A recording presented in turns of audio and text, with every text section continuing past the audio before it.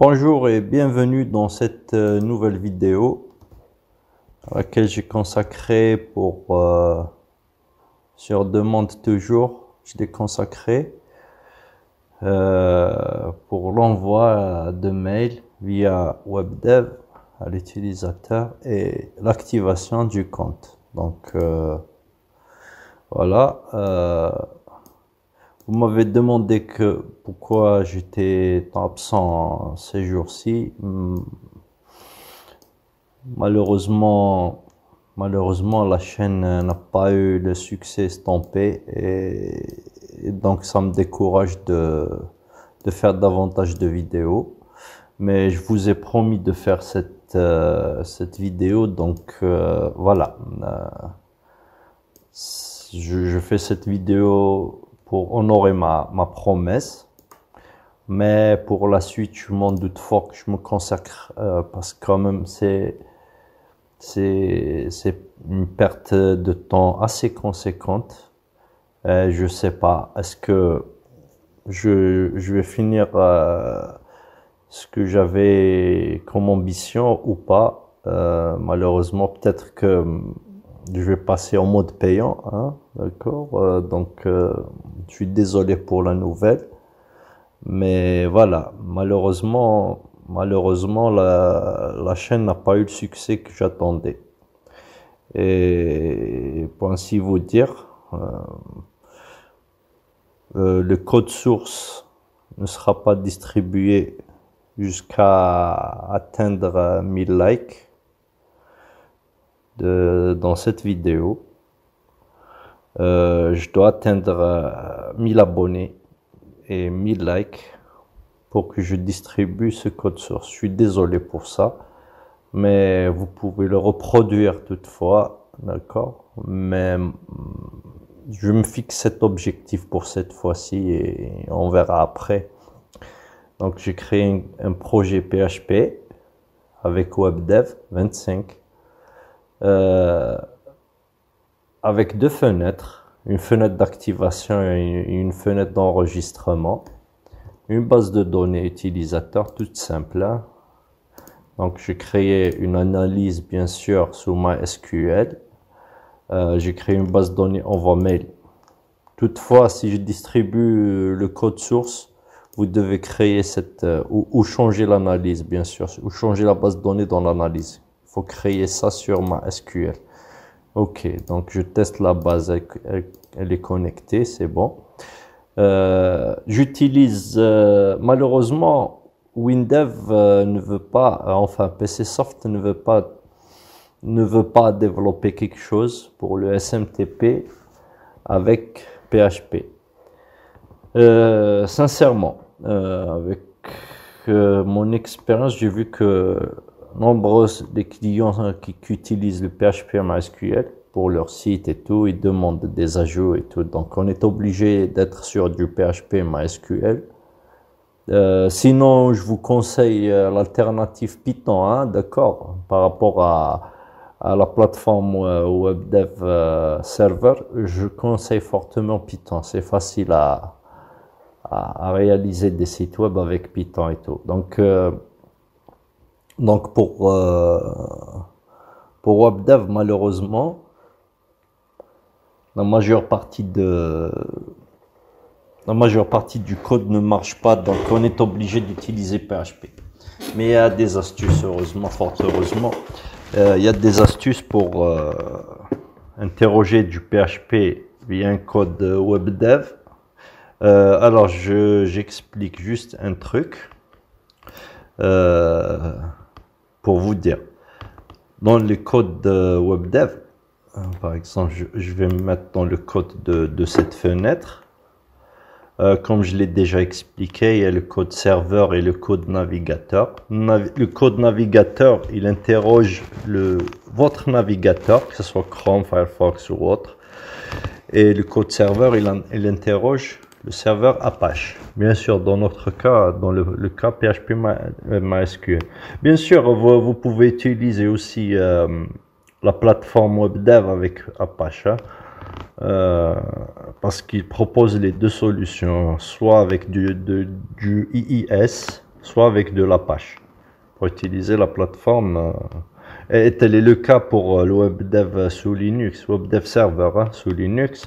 Il utilise Apache comme serveur principal. Malheureusement, PCSoft n'a pas fini de développer leur propre serveur. Ils exploitent soit le Apache, soit le IIS pour travailler. Pour vous dire, entre parenthèses, utiliser une plateforme Microsoft, c'est un coût excessif pour moi. Le PHP MySQL, le Apache est gratuit, libre d'utilisation, tandis que le IIS ça a un coût, le Windows ça a un coût. Bon, si vous utilisez Linux, vous n'aurez pas utilisé le IIS et le Windows, mais ça a enfin, entre parenthèses, ses inconvénients. Il faudrait gérer un serveur Linux dans ce cas. Mais sinon, c'est mirobolant compris. Il n'y a pas photo. Par exemple, si vous allez sur la plateforme Azure, il vous facture à l'heure l'utilisation du serveur, quel que soit le serveur. Je pense qu'aujourd'hui, ça démarre du Windows 10. Vous avez Windows Server 2012, Windows 10, Windows 2016 Server 2019, je pense, aujourd'hui. Ils sont accessifs. Tandis que si vous faites un hébergement chez OVH ou autre, ça va être vraiment moins cher par rapport à ce que propose. Moi personnellement, je suis pro PHP sur WebDev. Je n'ai jamais développé un site WebDev avec la plateforme WebDev. Je trouve toujours les solutions. Pour vous dire, il y a deux langages phares dans le développement web. Il y a le JavaScript et le PHP. Enfin, le base. On parle de base, le basique. Il faut comprendre que JavaScript est utilisé pour piloter un navigateur, tandis que le PHP est utilisé pour piloter un serveur Apache. Il faut mettre bien ça dans la tête. Pourquoi je dis ça? Parce que dans le WebDev, je ne sais pas si vous l'avez remarqué ou pas, vous avez la possibilité d'écrire du JavaScript et du PHP dans la fenêtre même. Voilà, il suffit de cliquer sur le WL qui se trouve, que ce soit au niveau du serveur ou navigateur. Donc pour le côté serveur, vous pouvez écrire des scripts PHP, et du côté navigateur, vous pouvez écrire du script JavaScript. Donc voilà, c'est un peu ça la différence. Tout dépend de ce que vous voulez faire. Si vous voulez quelque chose, des ressources qui sont dans le serveur, il faudra utiliser cette partie-là, ou sinon vous utilisez navigateur tout simplement. Personnellement, je vous ai dit, j'utilise la bibliothèque PHP Mailer. Elle est connue, et je sais pas ce que je pourrais la distribuer, mais elle est libre sur GitHub. D'accord, vous saisissez juste PHP Mailer sur Google, et vous allez être redirigé vers la bibliothèque, vous la téléchargez. D'accord, elle est assez complète. Et pour notre cas, pour le cas d'envoi mail, on aura utilisé ces trois fichiers obligatoires en parenthèse, d'accord. Donc il y a l'exception .php, il y a la bibliothèque principale phpMailer.php et smtp.php. Pour le reste, vous pouvez ne pas les copier, d'accord. Donc vous téléchargez PHP Mailer, c'est un fichier zip, et vous l'extrayez et vous copiez ces trois fichiers qu'il faut pas manipuler, d'accord, du moins dans l'immédiat. Moi personnellement j'ai créé ce fichier activation.php qui est là, tout simple, d'accord. Je vais l'expliquer tout à l'heure, mais je vais commencer d'abord par la partie WebDev et on va y revenir pour ce fichier. Donc, dans le cadre de WebDev, j'ai créé, enfin ici normalement ça doit être enrichi. Il y a le pseudo, le mot de passe, répéter le mot de passe, information nom, prénom, téléphone et j'en passe, d'accord? Moi j'ai vraiment limité à 2 champs, email et mot de passe. L'objet de cette vidéo c'est de voir comment utiliser tout ça. Et de l'autre côté il y a la page activation. La page activation qui va nous servir de retour lorsqu'on clique sur un lien d'activation. Le code du bouton c'est tout simple, hein, mis à part la fonction mail, je vais la détailler tout de suite. Donc la fonction, enfin le bouton est tout simple. Donc j'ai déclaré une variable réelle entière, je l'ai nommé token, d'accord. C'est un numéro qui va nous permettre de vérifier l'activation. On commence par recherche. Bien sûr, ici, il faudrait l'enrichir, il faudrait tester. Est-ce que je l'avais déjà fait dans des vidéos de WebDev? Il faudrait voir est-ce que le mail correspond, les mots de passe correspondent et tout. D'accord. Je vous invite à voir la vidéo gestion CV, je crois. Hein, j'ai détaillé ça. Et voilà. Donc, on fait une recherche du mail. Je reviens sur la table, d'accord. J'ai mis le mail comme identifiant unique, d'accord. Je vous déconseille de crypter pour le moment les mots de passe, hein, parce que vraiment, hein, cross-plateforme, lorsqu'on change les plateformes, tout dépend où vous êtes et tout. C'est pas que d'Apache et d'autres qu'il s'agit, mais aussi de la plateforme. Lorsque vous utilisez un cryptage en traversant Windows vers Linux ou Mac, si vous êtes sur du Windows, complètement Windows, allez-y. Mais sinon, freinez un peu pour le cryptage et le temps de comprendre bien le cryptage, enfin, la compatibilité de cryptage entre les plateformes avant de vous lancer. Peut-être que je vais faire une vidéo spéciale cryptage cross-platform plus tard. Mais dès lors, voilà. Donc, j'ai créé la table. Donc, je fais une recherche sur le champ mail. D'accord. S'il trouve, on récupère le token. J'ai mis un champ token.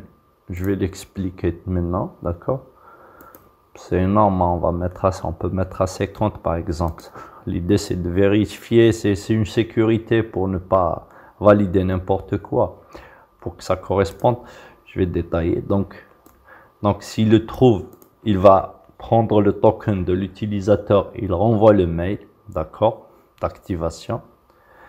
Sinon, vous pouvez bien sûr ici l'enrichir. S'il est activé, il va dire à l'utilisateur que le mail déjà actif. J'ai mis ici une variable booléenne user actif, d'accord, et booléen. Si c'est actif, ça va être à 1 ici, à vrai, d'accord. Donc vous pouvez faire par exemple ce genre de test. Donc s'il trouve, voilà, si user actif, alors l'utilisateur déjà actif, sinon il renvoie, d'accord. Moi j'ai fait vraiment simple. Sinon, on va prendre un token. Le mot hasard, c'est pour donner un nombre aléatoire entre les deux bornes, borne min et borne max. D'accord. J'ai pris des petits nombres parce que ça prend du temps des fois. Donc, il juste milieu. D'accord. Donc, on prend un hasard. C'est le nombre aléatoire. Hasard entre deux bornes. On prend le user.mail du SciMail, user pass du SciPass, le token on affecte ce qu'on avait ici, user actif à faux bien sûr. C'est par défaut c'est à faux, mais je vous conseille de travailler ainsi, hein. Vous forcez les variables, des fois on a des surprises, on achète l'utilisateur. Voilà, c'est fini. Alors après, on récupère le ID utilisateur et le mail. Ça, je vais le mettre en bas, d'accord. Alors, voilà. Maintenant, après, on a mis une fonction que je vais détailler tout de suite. Mail avec des variables, d'accord.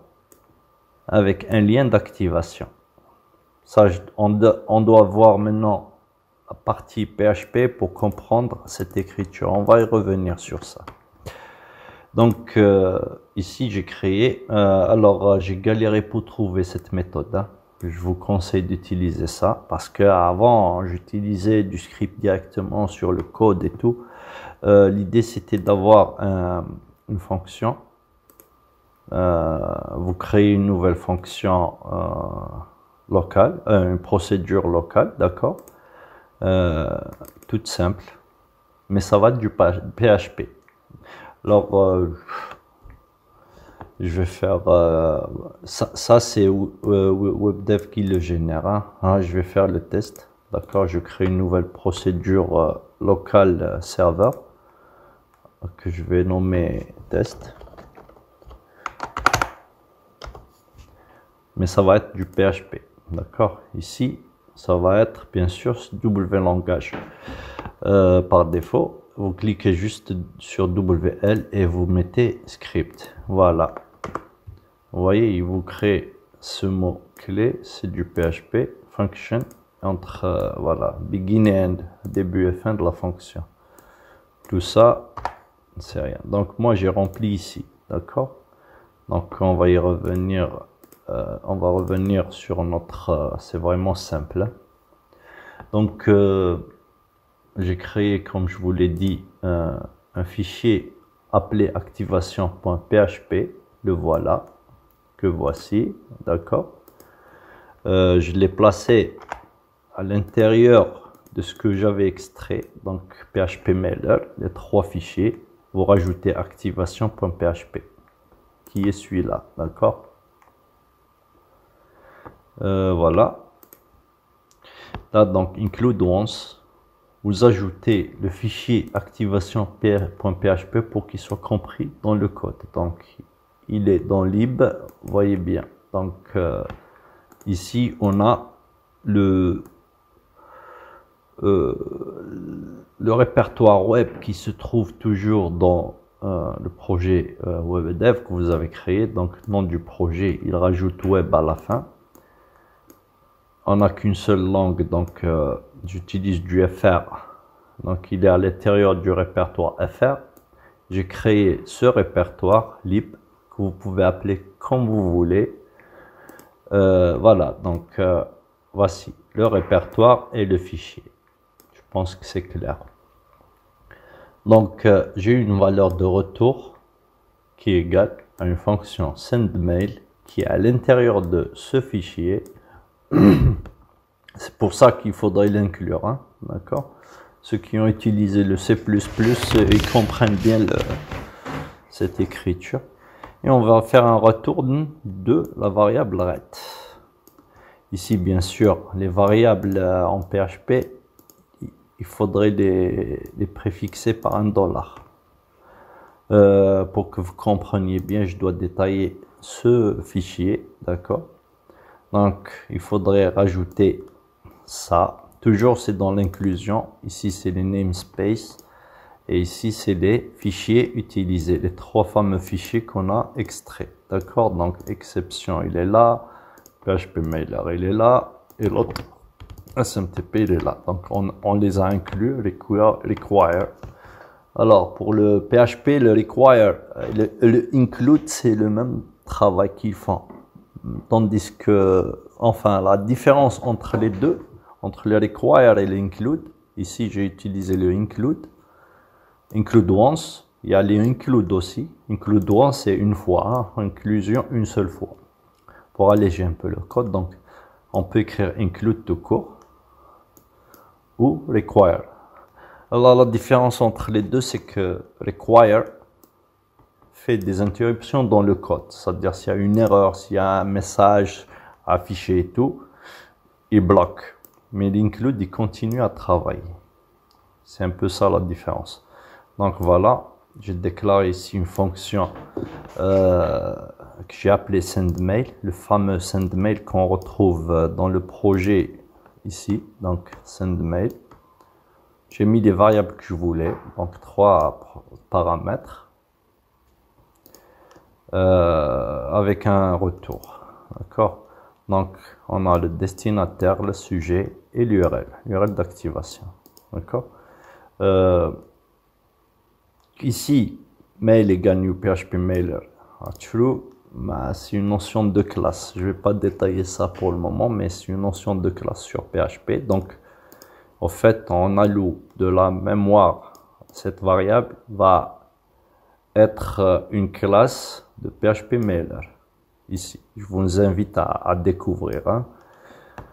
Voilà, j'ai laissé ici en commentaire le deuxième paramètre pour les langues exotiques, l'arabe, chinois et autres. Il faudra utiliser le UTF-8. Donc, si vous utilisez par exemple l'arabe, il faudrait mettre ça, d'accord? Mail.charset égale UTF-8. Je ne vais pas détailler ça. Alors, le try dans le PHP, c'est pour essayer, hein, comme son nom l'indique. Si on met le try, c'est pour éviter les erreurs. Et le cas où il y a un try, on met le catch exception, justement. Le catch, c'est dans le cas contraire. Donc, ça revient à dire if j'ai validé ces paramètres, then c'est bon, il arrête là. Else, sinon, il fait ça. D'accord? Message d'erreur. Donc, remarquez, le return, on a un retour de OK si le mail est envoyé. Le retour no error, il va afficher le message d'erreur inclus dans les exceptions de PHP Mailer, justement. D'accord? Remarquez que mail est une allocation de classe. D'accord? Donc, mail, on l'a déclaré comme classe ici, PHP Mailer. Toutes ces variables là où c'est écrit mail, c'est déclaré dans PHP Mailer. D'accord? Donc, c'est une structure assez bien faite. Hein? Moi, j'ai déclaré deux variables ici, l'expéditeur et l'expéditeur name. D'accord? Ici, c'est le nom affiché. Ici, c'est l'adresse mail. Vous remplacez les points et votre mail par un mail. Ici, vous répétez l'adresse mail. Plutôt ici, c'est l'adresse host. Je vais y revenir plus tard. Le mail, le mot de passe et le port. Ça, c'est un peu les variables à manipuler à votre niveau. Ici, c'est un message. D'accord? Parce qu'on ne peut pas véhiculer plus de 256 caractères dans la fonction. Je ne pouvais pas mettre ici un paramètre message ici parce que si ça dépasse 256, on risque d'avoir des erreurs. Donc, j'ai déclaré le message dans ce fichier d'activation. Donc, le bold, c'est du HTML, PHP, d'accord, bienvenue. Afin de finaliser, ici c'est le gras, B/B. Je vous invite à découvrir les balises HTML. Donc, BR, c'est le retour chariot. Afin de finaliser l'inscription, avec cliquer sur le lien. Et là, j'ai concaténé le point. En PHP, c'est une concaténation. Donc, point, la variable URL qui est ici, d'accord, qu'on aurait défini dans notre projet WebDev. Et un autre point pour, ça revient remplacer ça par un plus, hein, d'accord, ça vous dit normalement. Donc voilà. Autre chose dans vos paramètres SMTP, il faudrait vérifier ça. Donc vous avez les deux méthodes, les start TLS, enfin les TLS et les SSL. Donc, si vous utilisez SSL dans votre SMTP, vous utilisez ça, ou sinon ça. Les deux slash, c'est pour les commentaires. Hein. Je pense que vous l'avez compris. C'est un peu comme le WinDev. Donc, voilà, les points virgule à la fin obligatoire et tout. Donc, vous avez ça et ça et ça à définir. Bien sûr, le message, vous pouvez le laisser ou vous pouvez le personnaliser plus tard, hein, d'accord? Voilà. Donc, pour tout le reste, c'est le subject, c'est le body, c'est le message et tout. Je vais pas détailler ça pour le moment. Voilà. À la fin, on est dans le try, hein, dans le try. À la fin, s'il arrive là, mail.send, c'est la fonction à méthode, entre parenthèses, on parle de classe, la méthode incluse dans PHP Mailer. Donc, on définit d'abord tout ça et on envoie. Si c'est bon, il retourne OK. Le catch exception, il retourne no error avec le mail d'erreur. Ici, remarquez, c'est une concaténation de variables. D'accord? Error info, c'est dans la classe toujours. Alors, pour y revenir sur le SMTP, vous ne pouvez pas travailler sans avoir accès à votre serveur SMTP. Moi, pour tout ce qui est Yahoo, Gmail, Hotmail, avec les authentifications double facteur et tout, ça risque de ne pas marcher. Hein, c'est vraiment terrible. Moi, je vous conseille d'utiliser un mail professionnel pour ça. D'accord? Donc, voilà. C'est un peu ça le fichier. Donc, on inclut ce fichier dans notre projet. Et on utilise la seule fonction qu'on a définie ici, le sendMail, avec les paramètres à définir sur WebDev. Et à la fin, on a une variable de retour. Donc, on va tester les deux variables de retour. Si c'est OK, donc le mail est passé. Sinon, on fait un retour et on peut faire un pop-up, veuillez réessayer ou autre. D'accord? Donc, on exploite ces messages. Donc, pour y revenir, donc voilà, c'est très simple. Là, include once, comme on l'a dit, on prend la variable ret qui va avoir OK ou no error, rappelez-vous, égale à sendMail, return a select. C'est tout simple. Ce qui se passe dans le register, donc, vous voyez, on a utilisé une URL. Donc, qu'est-ce qu'on fait? Oh, j'ai mis un info pour mail, mais il va exécuter cette fonction, hein, d'accord? La fonction, c'est ça. Donc, on a en paramètre smail, surl, le subject. D'accord? Sujet, c'est activation du compte, par exemple. L'URL qu'on a défini ici, vous devez lancer votre fichier activation pour ne pas vous tromper. Voilà mon fichier activation. Ça s'arrête là normalement. D'accord? Donc, si vous lancez votre fichier activation dans localhost, bien sûr, vous allez voir ça. Si vous êtes sur Internet avec un nom de domaine, il faudrait changer ici. D'accord? Donc, jusque-là, il faudrait prendre le lien activation.php. Pour le reste, ici, c'est pour faire passer des paramètres avec le lien web. Remarquez ici, il y a le GNID égale 1% parce que j'ai utilisé chaîne construite. Donc, il prend le NID et le nToken, le deuxième paramètre, avec un end séparé avec un end. Donc, on a déclaré GNID comme premier paramètre et GSToken comme deuxième paramètre, séparé par end. Donc, il y a deux variables. C'est ça un peu l'écriture des URL. Donc, le NID, on prend le user ID et le token qu'on a généré, donc il est là, d'accord? Ce qui se passe maintenant sur la page activation, on va l'ouvrir. Donc, pour pouvoir écrire l'URL qu'on avait écrit justement avec les deux paramètres, il faudrait dans la déclaration globale de notre page, donc ma page, donc procédure ma page, ça vient dire page activation.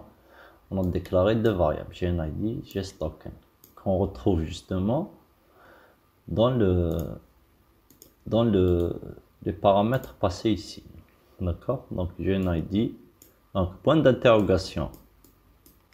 Lorsqu'on met point d'interrogation, donc ça sous-entend qu'on va déclarer nos variables, qu'on va affecter des variables. Donc le GNID, GSToken, ce que j'écris ici. GNID, GSToken. Voilà. Donc, tout simple là. À l'initialisation, il va rechercher le user avec le ID. Vous voyez l'utilité, donc c'est pour faciliter. Et le token, c'est pour une sécurité, justement. Parce que sinon, n'importe qui va venir, il va mettre 1, 2, 3, il va retomber toujours sur un ID. Donc, il faudrait que rechercher GNID et que le token corresponde. Voilà un peu la sécurité. Donc, si le token correspond à user.token qu'on avait déclaré, alors user actif égale vrai et on modifie. Et dans le ZTR état, c'est celui-là, c'est un éditeur de texte, un label texte. Ici, on ne l'utilise pas, mais ici, on l'exploite comme message. Donc, il va afficher activation du compte réussi ou autre. D'accord. Là, vous pouvez mettre un bouton réessayer et tout. Hein, d'accord. Voilà pour l'utilisation. On va faire un test. D'accord. Donc, on met ici adresse email et un mot de passe. Et on enregistre. Tac. On voit ce qui se passe. Moi, j'utilise un mail professionnel. Vous voyez, localhost. Il vous affiche le message OK. Maintenant, si j'actualise mon Outlook, alors on relance. Voilà. Administrateur, activation du compte. Voilà. Afin de finaliser votre inscription. Voilà. Voilà le lien que j'ai déclaré. Je clique. Tac. Hop. Activation du compte réussi. Et voilà. Donc, exceptionnellement, comme je vous l'ai dit, le code va pas être distribué tout de suite. J'attends les 1000 likes. D'accord. Je vous dis bon courage et à bientôt.